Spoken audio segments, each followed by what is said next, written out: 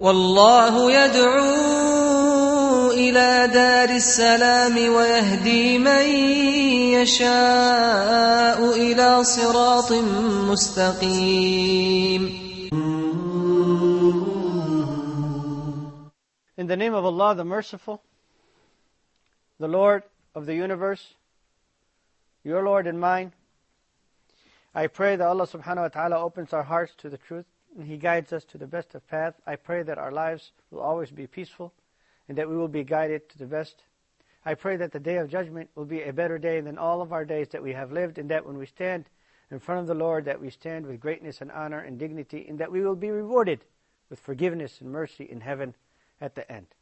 I am your host, Abdulhakim Ali from Yemen, and I welcome you to a new episode of Prophetic Traits. I'm glad to have you again with me.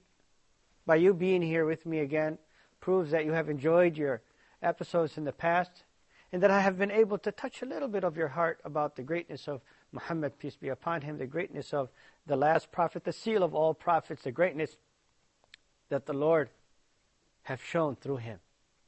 And by us trying to understand the Prophet, peace be upon him, it's for us, my brothers and sisters, to implement that into our lives, because Allah subhanahu wa ta'ala, the Lord have said in the Quran al-Kareem, لَقَدْ كَانَ لَكُمْ فِي رَسُولِ اللَّهِ أُسْوَةٌ حَسَنَةٌ لِمَنْ كَانَ يَرْجُو اللَّهَ وَالْيَوْمَ الْآخِرَ وَذَكَرَ اللَّهَ كَثِيرًا. There is a good example, a perfect example within the Prophet, peace be upon him, for whomever wishes or whomever sees himself as a worshipper of Allah subhanahu wa ta'ala and awaits the day of judgment. Allah subhanahu wa ta'ala allowed the Prophet to be the example for all humanity, because the Rasul sallallahu alayhi wa sallam was that perfect man. He was perfect, as we have said in our last episodes, and all of the episodes before, from different angles. Today I'd like to touch another angle. An angle as a man of authority. The man that ruled.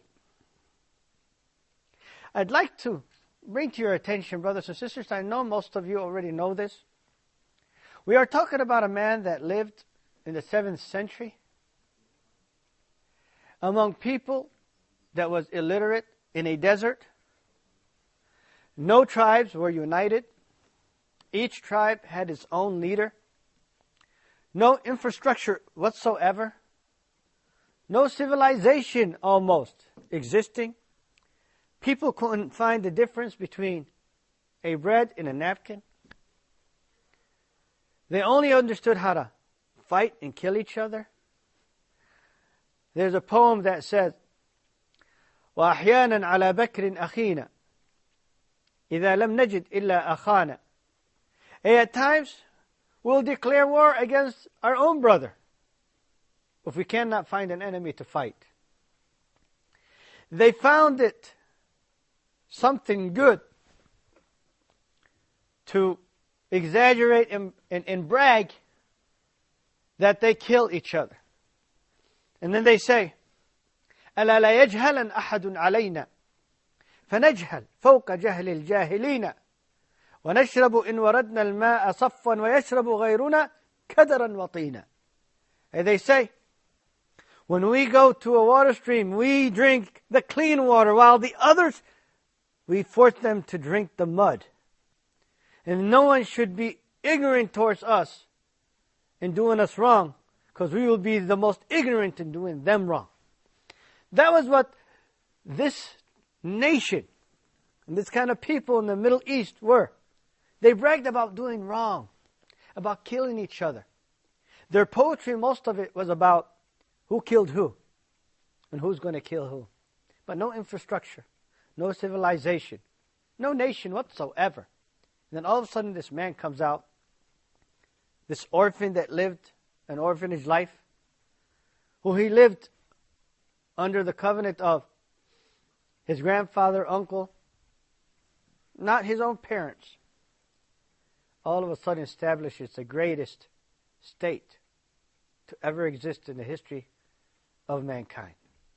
Brothers and sisters, I'd like to take you step by step, because this topic we will take about 2 episodes to finalize. So I hope you bear patience with me.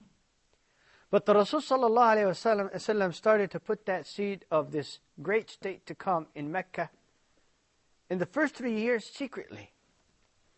He would have his companions come secretly and meet with him at a place called Dar al-Arqam ibn Abi al-Arqam. Dar al-Arqam is the house of al-Arqam, the son of Abi al-Arqam. It's the person's name in Mecca. And they will sit there and he will teach them, preach them, prepare them to be the leaders of the world. They understood what secrecy is, what organization is, administration is. This is the same core of people that didn't understand anything prior to the Rasul sallallahu alaihi wasallam. One of the beautiful stories is that Abu Dharr radiallahu ta'ala anhu, may Allah be pleased with him, one of the companions, he once came to the city of Mecca to do pilgrimage. And the people of Mecca told him, Ya Abu Dharr, be careful. Don't listen to Muhammad. He will deceive you.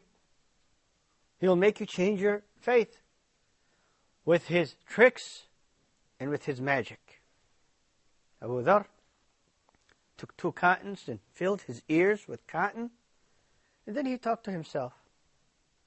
Why would I fear to listen? I'm a very intelligent man, educated individual. If he's trying to trick me, I would know.